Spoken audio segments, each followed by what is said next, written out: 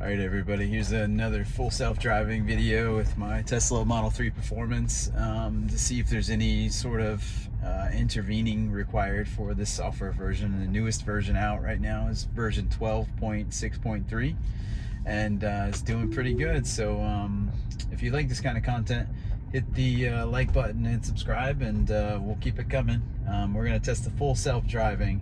I have it set on chill mode, which is all part of the new autopilot setup here. Oh, it's not. What the heck is it on that? It should be on chill. Anyway, it usually always is there. And then I also have this thing set up for to only 10% max speed offset. So it says recommended 40%, but 40% is like really a lot of differences in speed. So I have it set to 10%, which is good. So like when I go on a 45-mile-an-hour road, it maybe hits 50, at the most. So it's kind of perfect. So this is the latest software version, and actually doing very good. It's doing very, very good. It's probably the closest it has ever been to sort of lifelike, I should say, because it kind of takes liberties like ooh, see, well, I guess as I say that, it still does kind of some wild things, but that was not a proper movement that person made. So, but it's what people do, and it didn't freak out about it, which is good, because sometimes the old version would have like slammed on the brakes in that situation. So, but it does good. It does well. Not a whole lot of complications here. But towards the end of the drive, or towards later in the drive, it starts to get a little bit busier. And what I mean by that is like just more traffic. There's a highway over there. It's just an overall busy place. But I've lived here in Vero pretty much my whole life, and it's a nice place to live. This is a narrower spot, as you can see, but one thing I do like about it, and I'm not sure if this is something that's on purpose, I hope it is, because it likes to ride, if you look here, it likes to ride in lane position kind of, I guess that would be lane position 2, right? Because 1 is the middle, 2 is the right, and 3 is the close to the left. I like how it kind of stays conservative on the right there. One issue I have been having with it, though, is that it rides and stops really close to the car in front of it. So it's like really up on the person sometimes. I'm talking 3 feet, 4 feet maybe difference, and it's kind of further than I would ever go with somebody. So let's see. But for the most part, pretty awesome. Actually, it's been really nice. I've done, I think, like 4 recorded drives. I think I've only had to intervene maybe like once or twice the whole time. I want to start doing maybe some longer trips too. It would be fun to do that, and I'm not sure if it would be an idea to live stream a full self-drive if I had to go somewhere. But I just like testing it out, testing out the content, or testing out the software and seeing what it's like.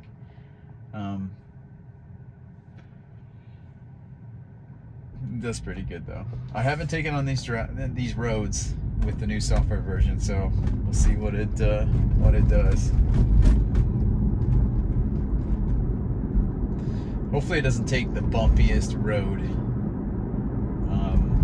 and if it does, I might divert it to a different direction, because there's a road up here. It's really just terrible. It's not like but it's a shortcut, I get that, so it likes to take the shortcut, but not ideal.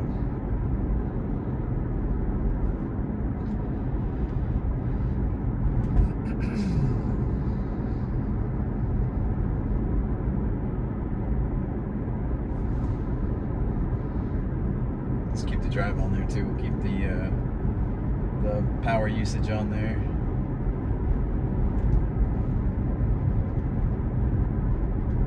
See, I have had my original, that's how many miles I have in the car. I've never reset trip B on this car. Trip B is 92,269 miles. That's how many miles I drove it. Or I've done both drove and self-drive, and then I've reset trip A though. Used it a couple times. Little construction, some stuff happening over here. Nothing too crazy. Ooh, dusty. Gosh. just got it washed too. All right, so it's gonna go straight. I'm only gonna divert it to the right, and I'm actually curious if I can just do it with the blinker. Let's see something here. Let's see if I can just do that.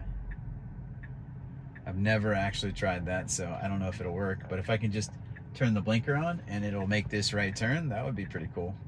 So normally if you're just full self-driving and you turn the blinker on, it'll still self-drive, it'll just shift over to a lane, it'll change a lane for you.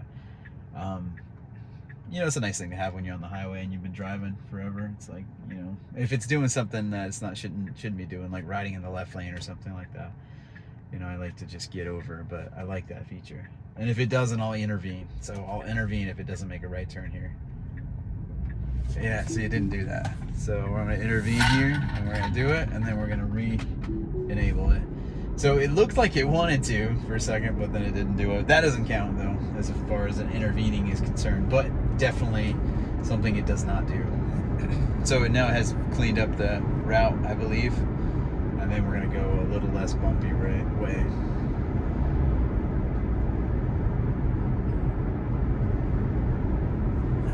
Excuse me.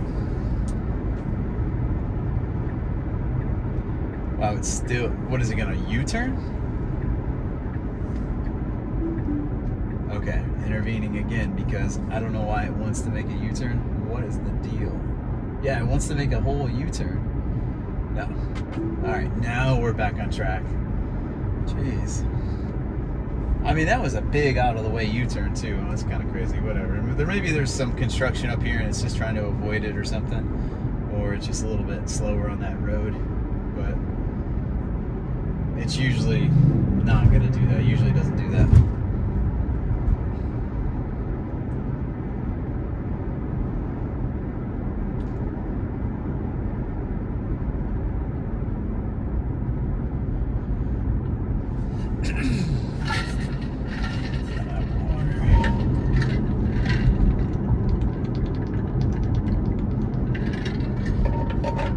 I still don't drink enough water, so I need to drink more water, apparently.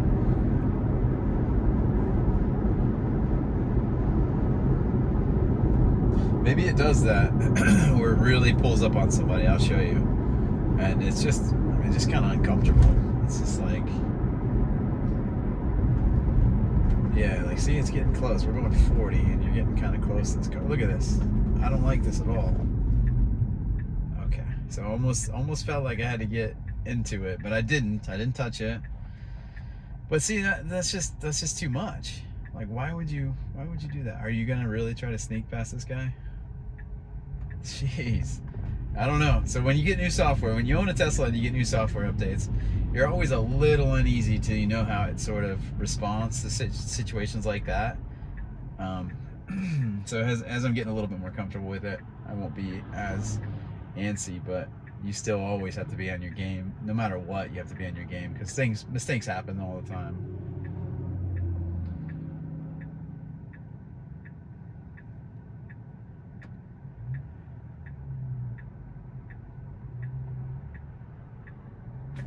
The display is awesome. Probably one of my favorite things about this car is the fact that it can see everything. It sees everything. Even if there's like somebody crossing the street way over there, which I don't think there actually is somebody crossing the street over there, but it sees that. But it's pretty far. It is quite far. Excuse me.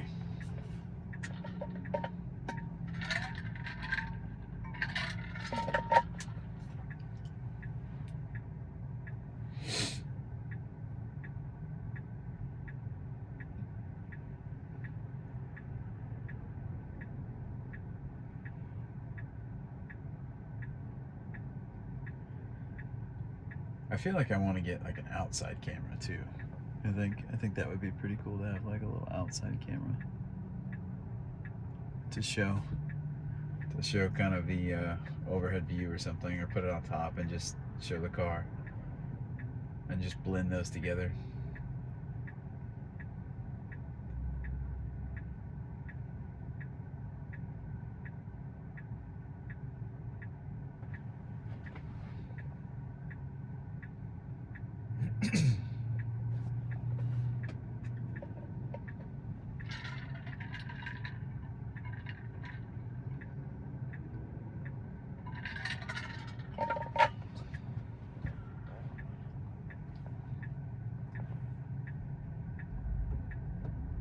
I do like the acceleration where it sort of is a little softer on that. It's not as hard as it used to accelerate. And it definitely feels like it brakes a little bit better, which is good too. It's not so harsh on the braking.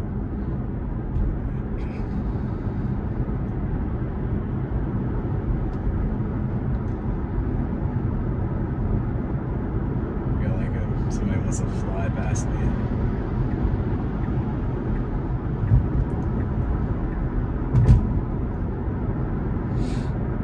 So see that says 50 max now, 45, 10% of 45 is about 5, a little under 5, and it just rounds it up.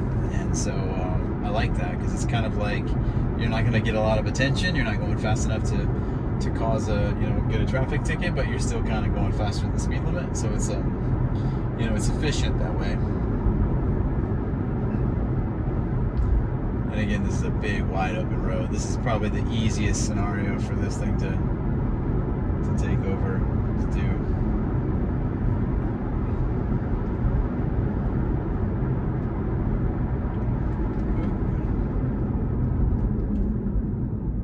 Got caught at that light.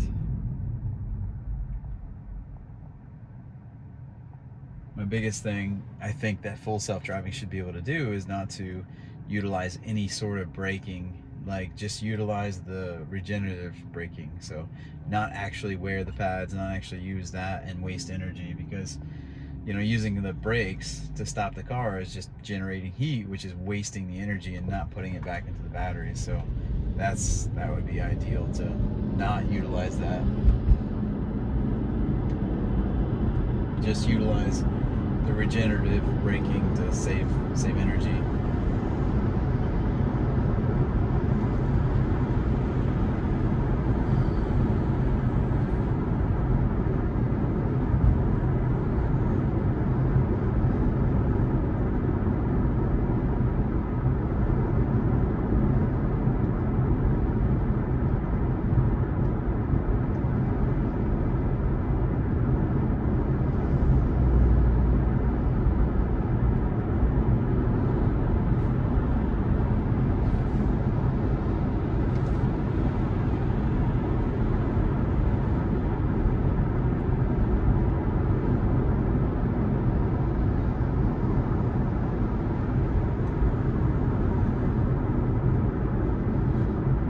It's a Ford Ranger.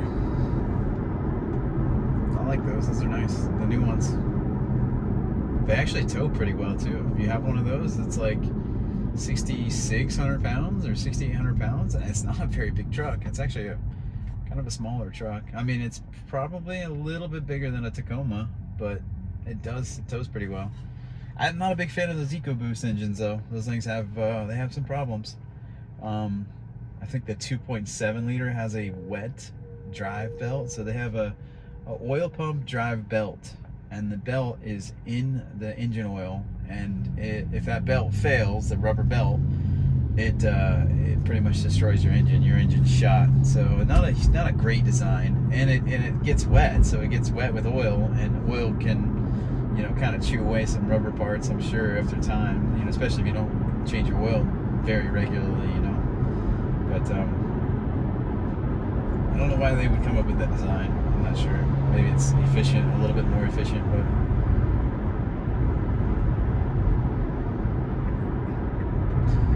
Alright, so actually we have to go up here and make a left. So it looks like it's sort of migrated to the slow lane, which that's what chill does. Chill kind of stays in the relaxed lanes. There's 3 modes: chill, standard, and hurry mode. Let me check that again. Let me just double check before I say it. Yeah, chill, standard, hurry. Hurry is like, I guess it'll go faster and you'll try to get you to where you're going quicker, and more frequent lane changes, more moving across lanes. I mean, I'm never in a hurry with this, especially when a car is full self-driving. For me, I'm not trying to. Now here's what I'm talking about. It's probably going to get right up on this guy's butt. Not as bad as usual because the guy's sort of creeping forward, but I've been way closer than that with people. This isn't so bad.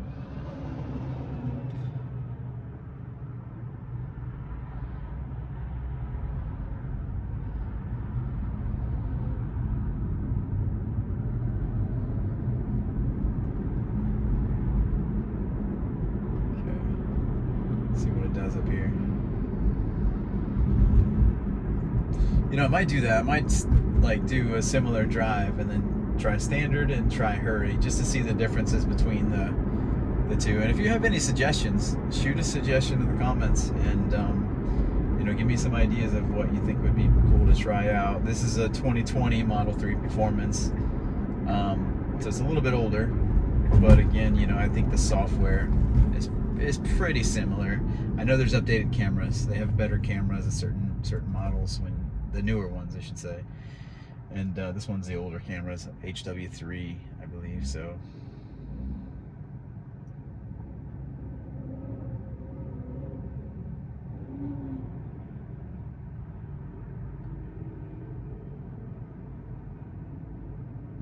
this is kind of like the busier area. Actually, it's not that busy right now. It's pretty calm.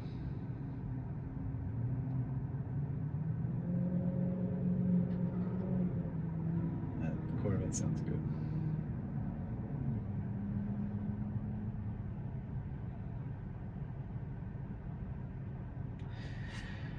It's kind of nice when you have a car that sort of does the bulk of the driving for you. It's like almost like peaceful a little bit, you know?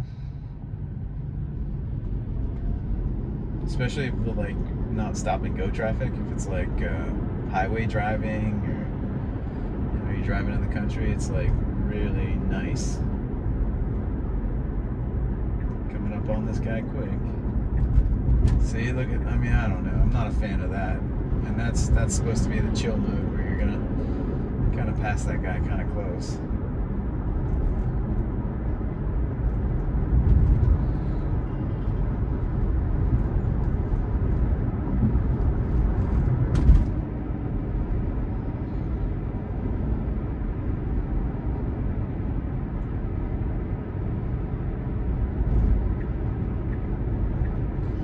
Also, the blinker goes on way early sometimes. That was good, that was perfect, but a lot of times it goes on really early. It's got plenty of space to make this turn. Good.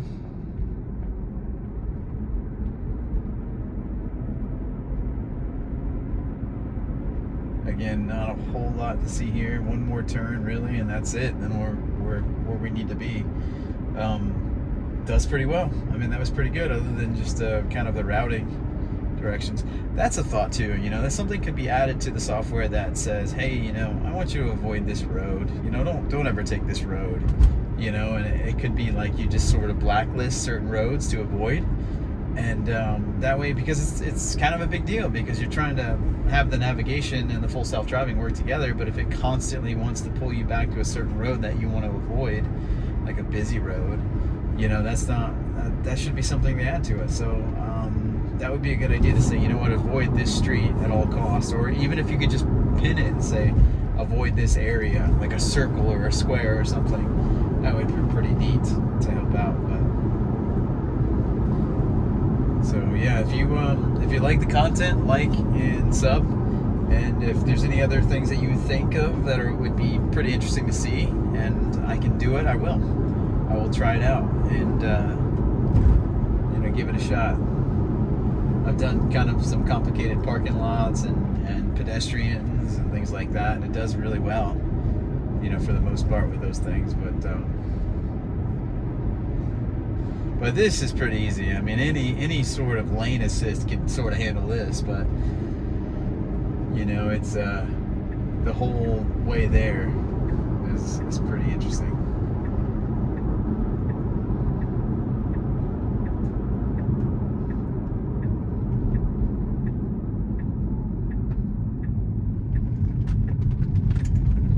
There we go.